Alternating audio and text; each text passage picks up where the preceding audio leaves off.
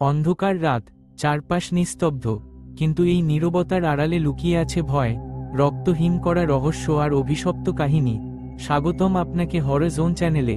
এখানে আপনি শুনবেন এমন সব ভৌতিক গল্প যা আপনাকে শিহরিত করবে, নিদ্রাহীন রাত উপহার দেবে, আর বাস্তব আর অবাস্তবের সীমারেখা মুছে দেবে। যদি আপনার হৃদয় দুর্বল হয় তাহলে সাবধান, কারণ এখন শুরু হতে চলেছে এক ভয়াল যাত্রা যেখানে প্রতিটি শব্দ আপনাকে ঠেলে নিয়ে যাবে অন্ধকারের গভীরে। গল্পের নাম কালো পাথরের অভিশাপ।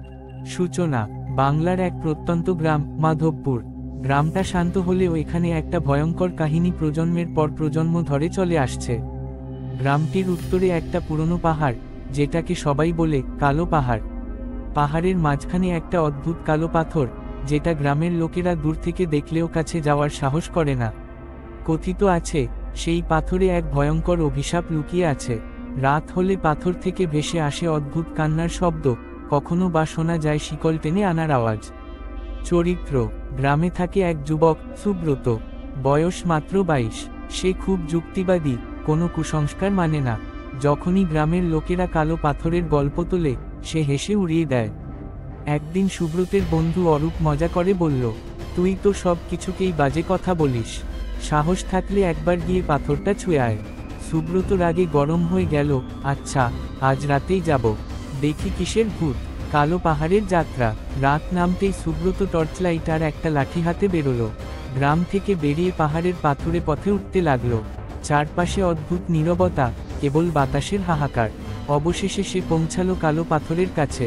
পাথরটা আসলেই অদ্ভুত, পিচকালো রং, আর স্পর্শ করলে মনে হয় যেন বরফের মতো ঠান্ডা। সুব্রত হাসতে হাসতে পাথরটা ছুঁয়ে দিল। দেখ, কোনো ভূত তো নেই। কিন্তু ঠিক তখনই মাটির ভেতর থেকে ভেসে এলো গর্জন, আর চারপাশ কেঁপে উঠল। পাথরের গা থেকে বেরিয়ে এলো অদ্ভুত কালো ধোঁয়া, আর তার মাঝ থেকে দেখা গেল লাল চোখওয়ালা বিশাল এক ছায়ামূর্তি। অভিশাপের সূত্রপাত। ছায়াটা কাপা গলায় বলল, তুমি অভিশপ্ত, 100 বছর আগে এই পাথরে আমাকে বেঁধে রাখা হয়েছিল। এখন তুমি আমাকে মুক্ত করেছ, তোমার গ্রামকে এর মূল্য দিতে হবে। সুব্রত ভয়ে দৌড়ে পালিয়ে গেল। গ্রামে আতঙ্ক। পরের দিন থেকেই গ্রামে অদ্ভুত ঘটনা শুরু হলো। কারো ঘরের ভেতর নিজে থেকেই দরজা বন্ধ হয়ে যাচ্ছে, কারো উঠোনে আগুন লেগে যাচ্ছে, আবার কারো গরু ছাগল হঠাৎ মারা যাচ্ছে।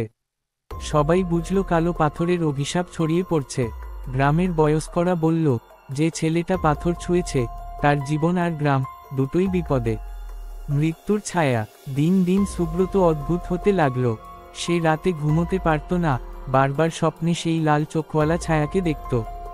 কখনো মাঝরাতে সে নিজে থেকেই শ্মশানের দিকে হাঁটতে চলে যেত, আবার কখনো অচেতন হয়ে যেত।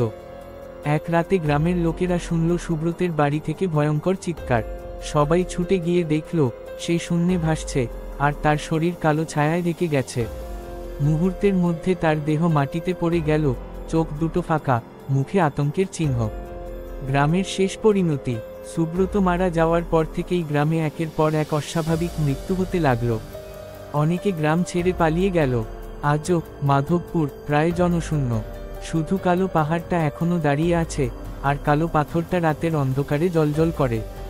যারা ভুল করে কাছে যায় তারা আর কোনোদিন ফিরে আসে না। লোকমুখে শোনা যায় সেই অভিশপ্ত ছায়া এখনো মুক্ত নয়। সে অপেক্ষা করছে পরবর্তী শিকারীর জন্য, যে সাহস করে কালো পাথর ছুঁতে যাবে। আপনি এখনই শুনলেন হরর জোনের ভৌতিক কাহিনী। যদি গল্পটি আপনার ভালো লেগে থাকে তবে লাইক, শেয়ার আর সাবস্ক্রাইব করতে ভুলবেন না, কারণ রাত নামলেই অন্ধকারে আবার ফিরে আসবে ভয়ের ছায়া। পরের গল্পে আবার দেখা হবে, হয়তো আপনার পাশেই কেউ দাঁড়িয়ে থাকবে।